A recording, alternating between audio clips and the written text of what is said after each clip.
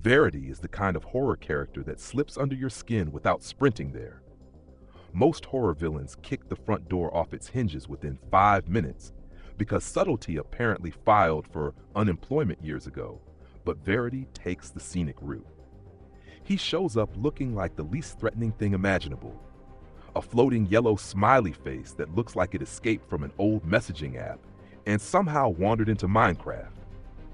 If you loaded into a world and saw him floating around, introducing himself as your personal helper, your first instinct wouldn't be to build an underground bunker. It would probably be to ask where the nearest diamonds are. And that's exactly the trap. Verity doesn't want to scare you immediately. He wants to become useful.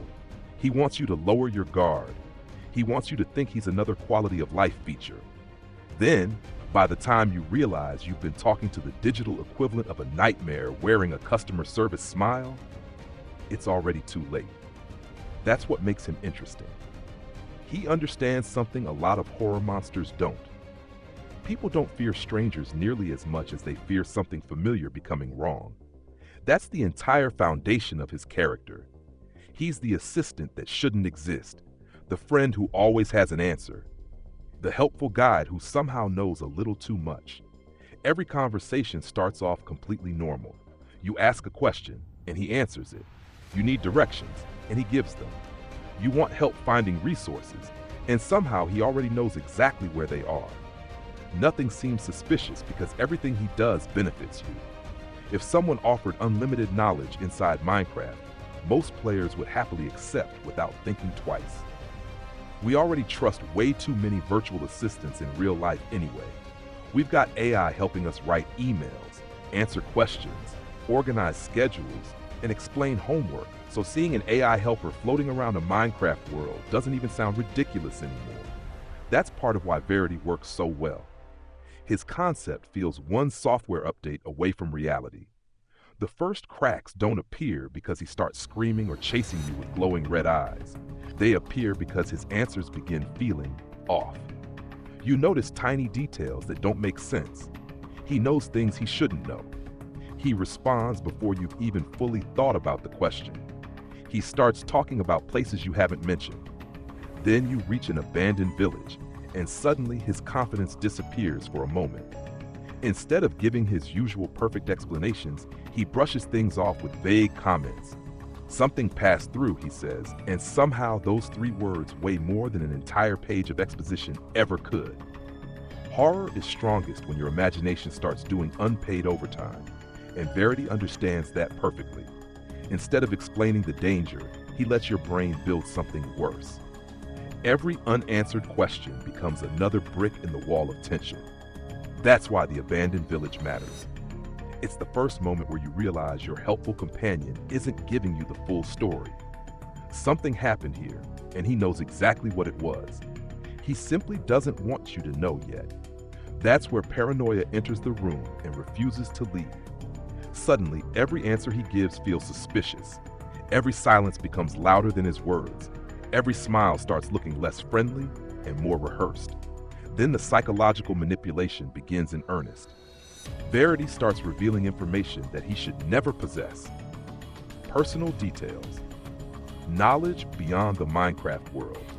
He begins crossing an invisible boundary between the game and the player sitting behind the keyboard. Horror loves breaking the fourth wall because nothing unsettles people faster than the feeling that fiction is staring back at them. It's one thing for a monster to know where your base is. It's another for a monster to know things about you. That's where Verity transforms from an interesting Minecraft entity into something genuinely unsettling. He doesn't rely on physical strength. He weaponizes information. The more he knows, the smaller your world feels. Safe spaces stop feeling safe because he already knows where they are. Secrets stop being secrets because he already knows them too. Then comes the countdown, 3 days. Such a simple concept, yet unbelievably effective. The moment somebody gives you a deadline attached to impending doom, your brain starts racing. What do? Hide, run, build, fight, prepare? Every option suddenly feels important because you don't know which one matters. That's exactly what the player does. They spend 3 entire Minecraft days constructing defenses, reinforcing walls, gathering supplies, preparing for the inevitable disaster. Every block place carries a little more desperation than the last. It's survival instinct wrapped inside a sandbox game that normally encourages creativity. The irony is painful because Minecraft players solve almost every problem by building something bigger. Bigger house, bigger wall, bigger fortress, bigger farm, bigger everything. Verity understands that instinct, and he dismantles it before the attack even begins. He repeatedly tells you none of it will matter. Imagine hearing someone calmly explain that your entire survival plan is meaningless while you continue building anyway, because the alternative is doing nothing. That's psychological torture disguised as conversation. The walls aren't protecting the player anymore. They're comforting them. Every new layer of stone is an attempt to convince themselves that control still exists. But Verity already stole that control the moment the countdown started. The best horror villains don't simply threaten your life.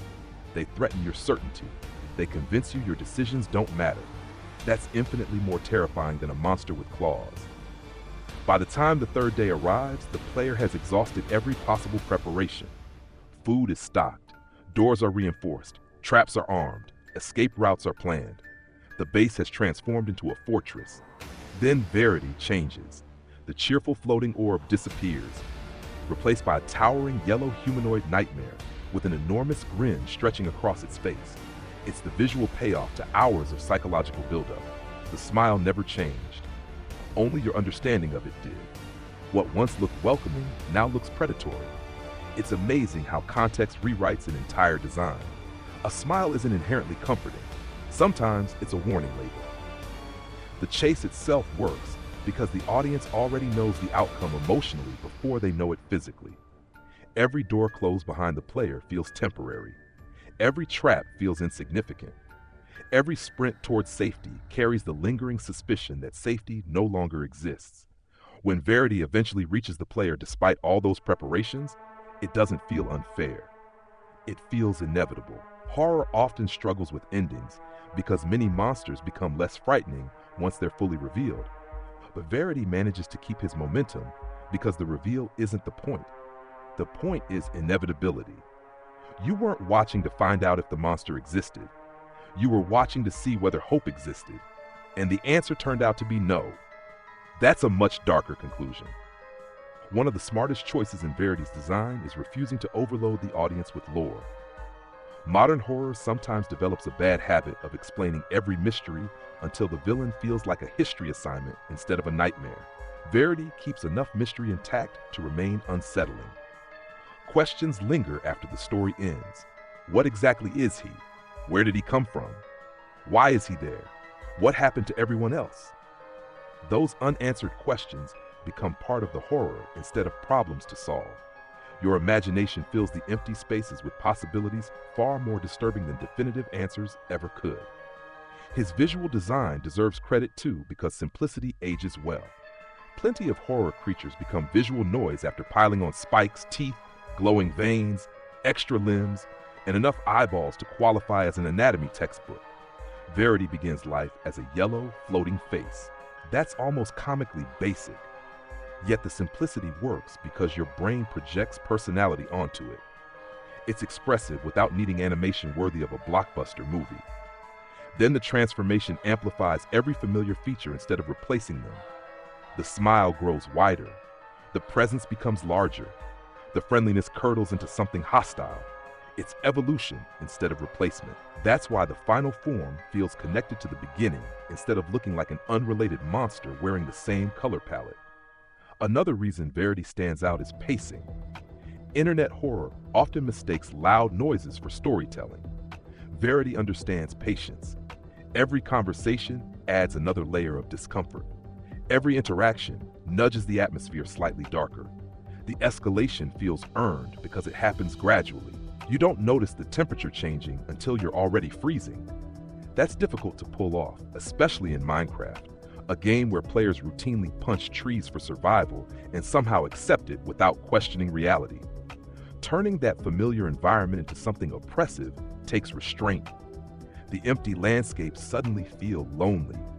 Villages become unsettling instead of welcoming. Every sunset feels less beautiful and more like a deadline. Even the soundtrack of Minecraft, normally associated with relaxation, becomes uncomfortable once your brain starts expecting danger around every corner. It's fascinating how context transforms an entire game without changing the mechanics themselves. Verity doesn't rewrite Minecraft. He rewrites your relationship with Minecraft. Every peaceful moment becomes suspicious because peace starts feeling temporary. Every quiet stretch becomes an opportunity for anxiety to start talking louder than the game itself. That's powerful horror. If someone asked me whether I'd accept help from a floating AI orb after watching Verity, the answer would be an immediate no.